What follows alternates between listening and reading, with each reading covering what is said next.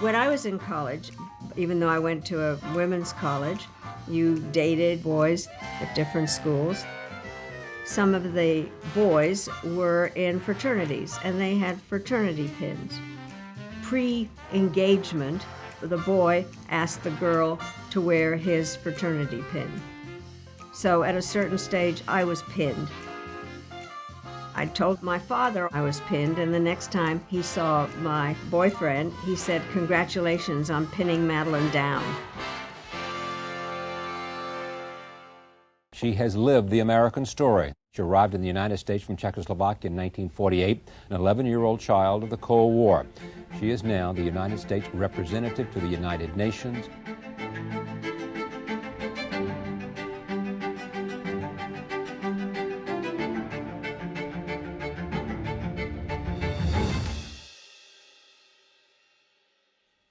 Welcome to the White House. It is an extraordinary pleasure to be here with all of you to present this year's Medals of Freedom.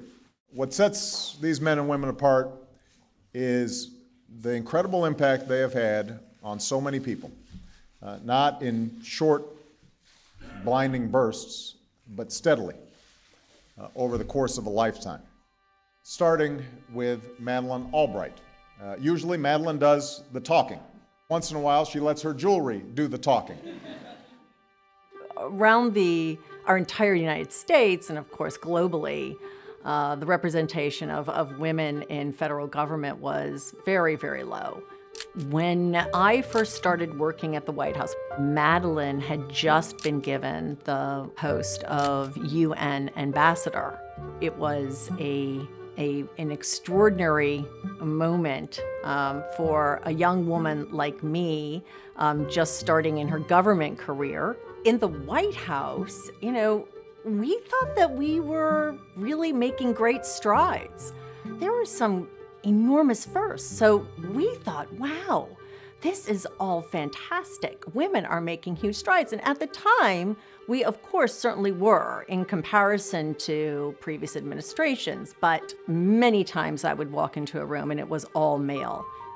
If you are going to be the only woman at the table, which at the stage that I entered into the whole diplomatic business was true, you do have to think about how you will be received and will you be viewed as a professional. It was very important for women to speak up, but sometimes I wanted to speak in meetings and I would think to myself, well, I won't say that because everybody will think it's stupid. And then some man says it, and everybody thinks it's brilliant, and you're really mad at yourself. So I'm at the UN at the first meeting. There are 15 members of the Security Council, so 14 men and me. And I think, well, I won't speak today. I'll see if they like me and how they treat me. And then all of a sudden, I saw the sign of the United States in front of me, and I thought, if I don't speak today, the voice of the United States will not be heard. And so I could not afford to be disrespected because I was representing the most powerful country in the world.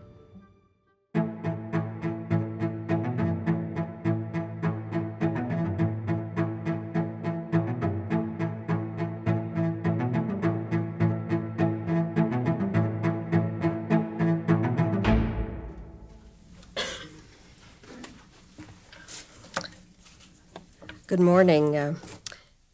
Iraq has a simple choice: reverse course or face the consequences. I have been asked in the past whether the United States has the right to act in the face of Iraqi transgressions. The answer is that every law-abiding nation has not only the right but also the responsibility to do what it can to see that Saddam Hussein does not again threaten world peace. When I got to the United Nations, the Gulf War had ended with a ceasefire, and that had been translated into a series of sanctions resolutions. And my instructions were to make sure that the sanctions stayed on. So pretty much every day, I said something terrible about Saddam Hussein, which he deserved. There was a poem in the papers in Baghdad comparing me to many things, but among them, an unparalleled serpent. And so I had a snake pin, and I decided to wear it whenever we talked about Iraq. One of the cameras and reporters said, "Why are you wearing that snake pin?"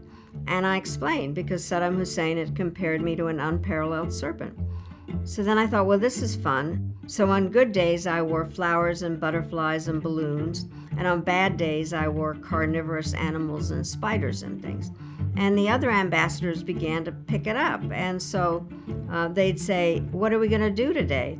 And I said, "Read my pins." And that is how it all started. I'm very pleased to preside at Madeleine Albright's swearing in today.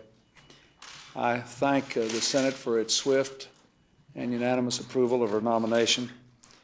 That reflects the confidence that all of us have in this remarkable American. Diplomacy, for a very long time, it was a male operation. Being one of the first women to have a high-level job representing my country, I was really surprised at the criticism that came about what I wore. There is more attention paid to what women wear, which I think is done in a way to kind of be deprecatory. She understood, as this first in class, in this first Secretary of State position as a woman, that her appearance would be scrutinized. But she realized, there is some power in my appearance by leaning into the accessories that I wear and have them become this soft power tool. And so yes, will they be talking about my appearance? They will, but they'll be focusing on my pin. And that then took away from the scrutiny of her hair and her clothes, because now everyone was laser focused on the pin. It was brilliant of her to do. The moment that she entered the room, there was already messaging being sent.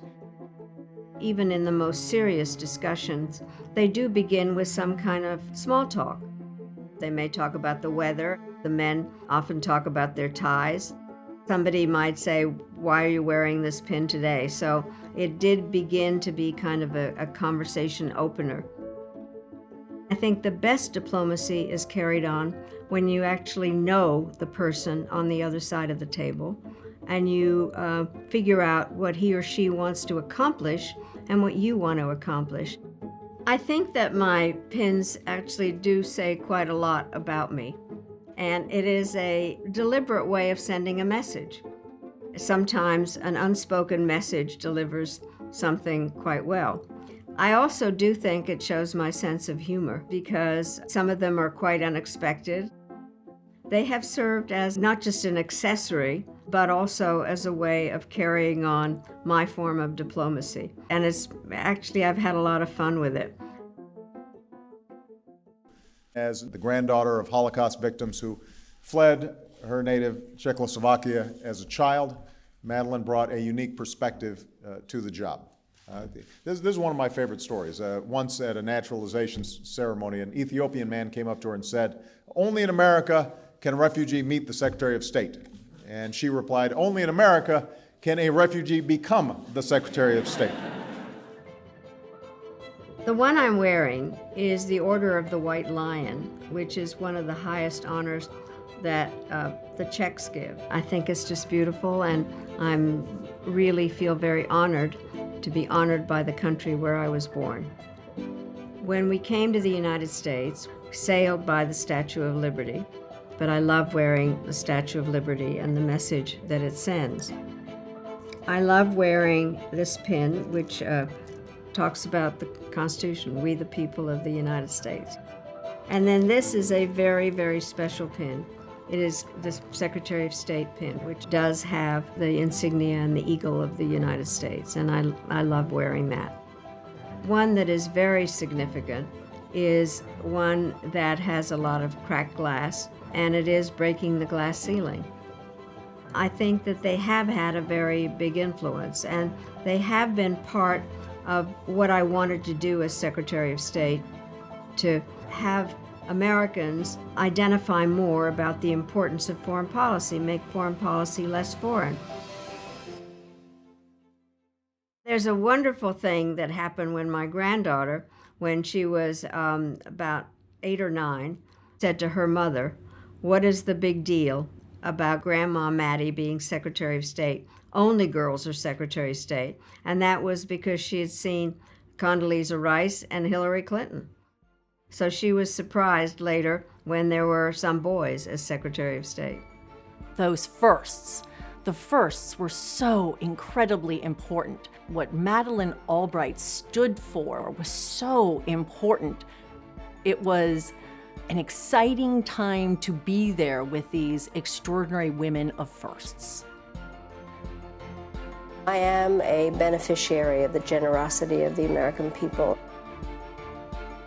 Just remember, there's a special place in hell for women who don't help each other. It took me a long time to get my public voice. I was 55 by the time that I really had a big job. Once I found my voice, I'm not going to shut up.